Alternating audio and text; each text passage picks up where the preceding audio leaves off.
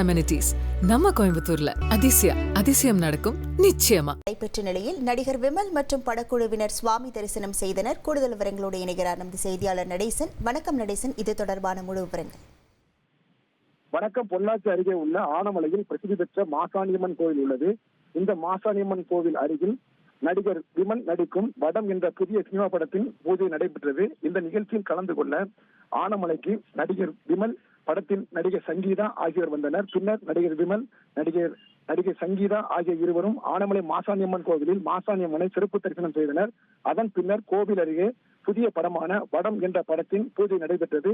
இந்நிகழ்ச்சியில் வடம் படத்தின் இயக்குனர் ராஜசேகர், படத்தின் கதாநாயகன் நடிகர் விமல், நடிகை சங்கீதா ஆகியோர் கலந்து கொண்டு வடம் படத்திற்கான பூஜையை தொடங்கி வைத்தனர்.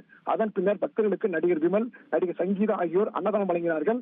விழாவில் கலந்து கொண்ட நடிகர் விமலிடம் ஏராளமான ரசிகர்கள் கலந்து கொண்டு செல்பி எடுத்துக் கொண்டனர். புதிய படப்பிடிப்பு பூஜை தொடக்க நிகழ்ச்சியை முன்னிட்டு ஆனமலை மாசாணியம்மன் கோவில் அருகில் ரசிகர் கூட்டம் அதிகமாக காணப்பட்டது.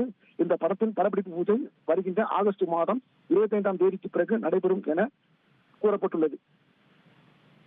உங்கள் விவரங்களுக்கு நன்றி நடேசன்.